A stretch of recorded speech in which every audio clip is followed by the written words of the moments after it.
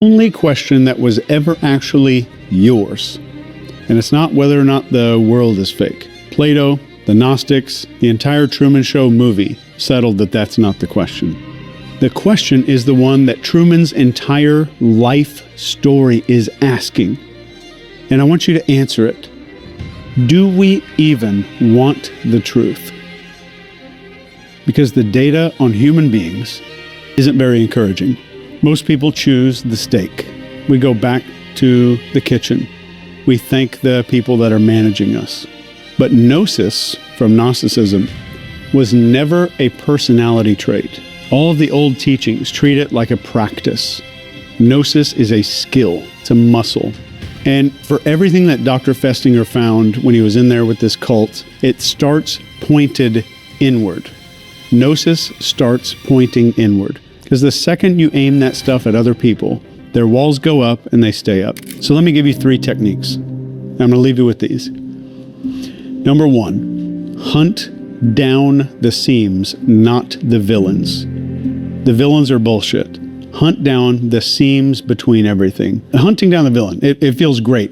It gives your brain this face to want to bite or punch. And it also gets theatrical really fast, and it ends at these little cork boards that people have in their houses. But the clean question here is very behavioral science-y.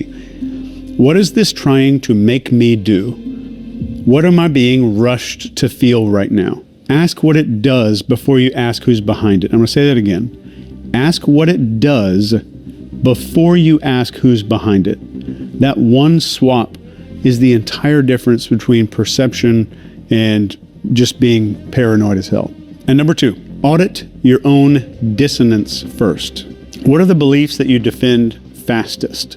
These are typically the big load-bearing walls of your own little Sea Haven town. The identity that you can't take a joke about, the story that you edit every time that you tell it, the thing you defend before the criticism's even done or coming out of somebody's mouth. The flinch there isn't a seam. And it's almost never the thing that you hate the most. It's the thing that you need the most. That's the seam. And number 3, and I want you to pay attention because this is what Truman actually did. You break character in small little doses. You stop waiting for the boat and the storm and the wall. The training happens earlier and it's a lot smaller. The room gets weird and you don't rush to laugh it off anymore.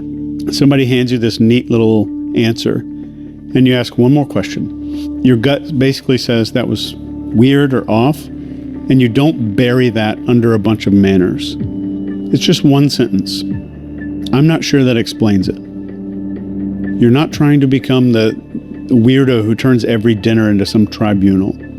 You're becoming harder to rush.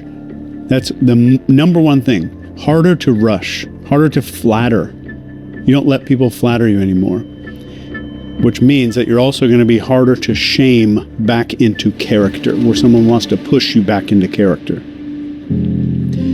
And when it's someone else's cage, you offer the door. You don't shove them through it. Who breaks the spell in the Truman Show? It's Sylvia. She breaks the spell and then she's gone. She cannot walk through the door for Truman. Nobody walks through it for anybody, even if you're a shaman. Festinger's law kicks in the moment that you try to shove somebody out. And the wall that you're pushing on gets thicker. So watch how he actually leaves.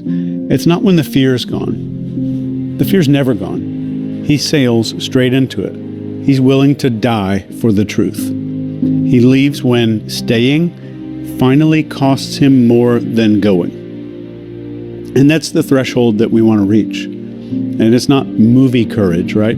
There's a quiet moment where somebody realizes the smaller life stopped protecting them and started eating who they are. The entire work of a life is lowering that threshold. The bow of the boat, towards the end of the movie, punches through the sky. It's a fake horizon. It was just a bunch of drywall. And the voice of God comes out of the clouds. It's Christoph.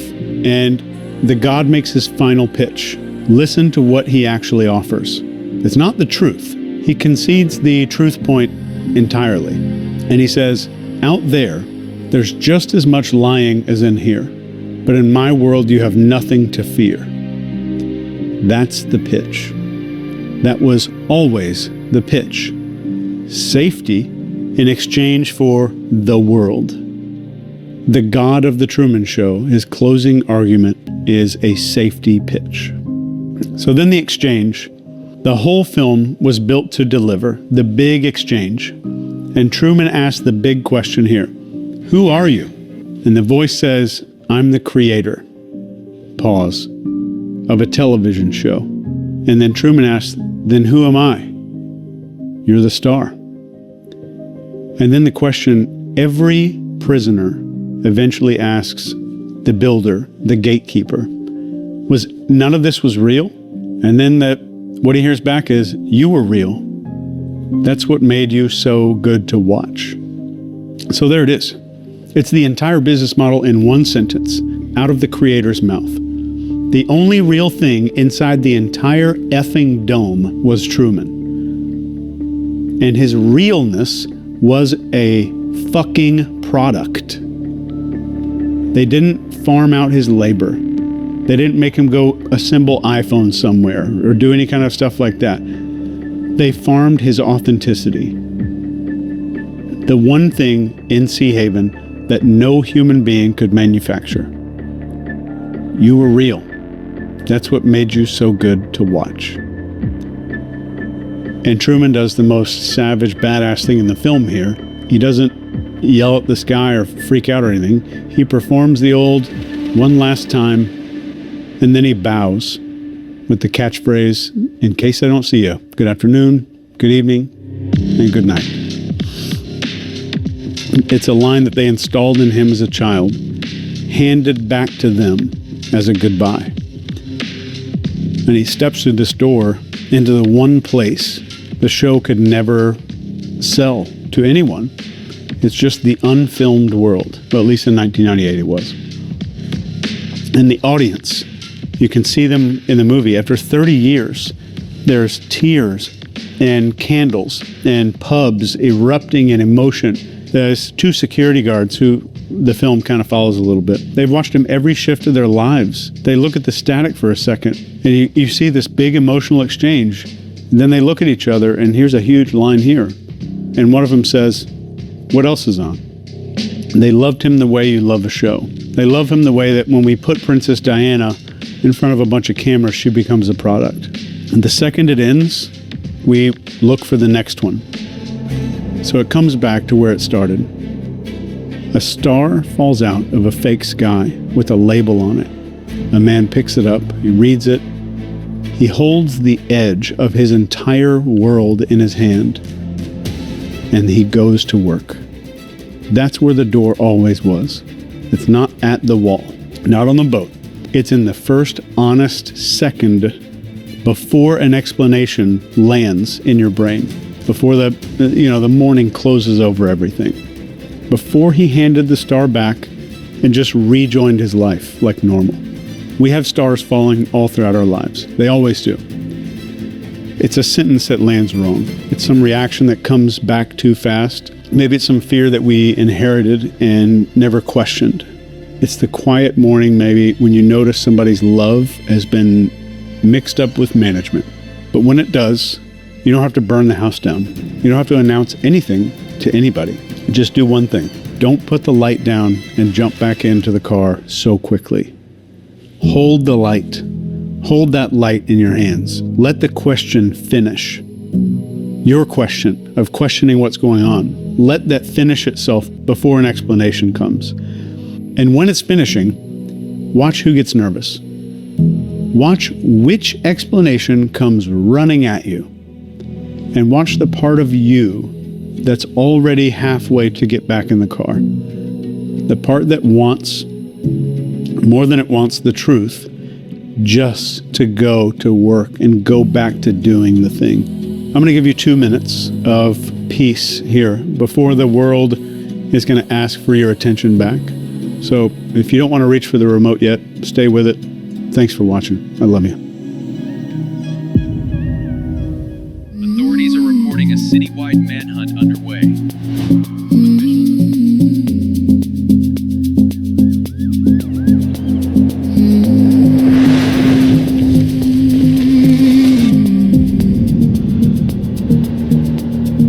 world is breathing, a fragile sound.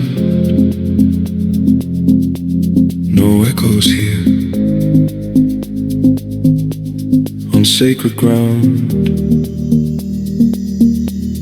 A quiet pose, a steady beat, the truth we feel in simple heat.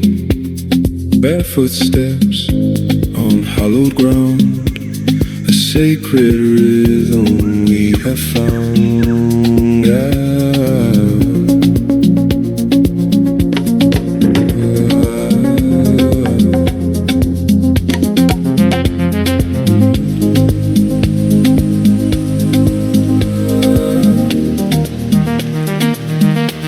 The world just breathes and I can feel it.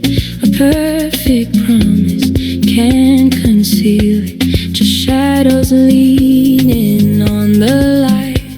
Another beautiful quiet night.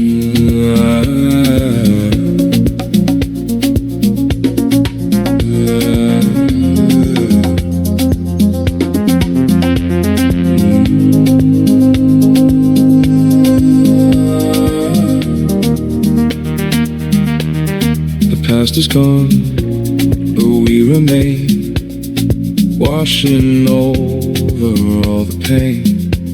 A simple truth, a feeling pure, a soft connection to endure.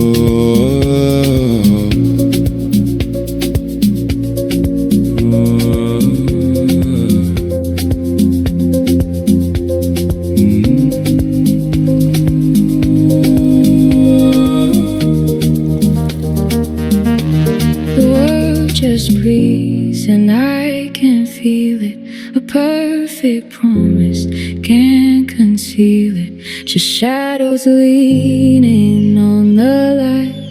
Another beautiful quiet night.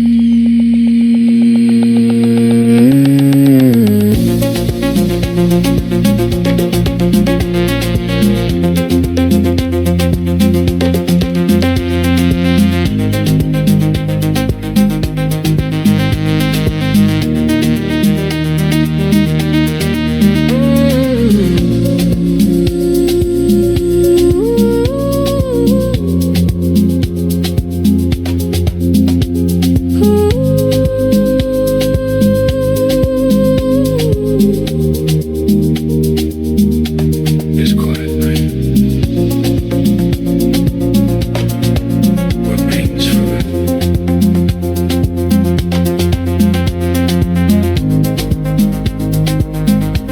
And the world just breathes.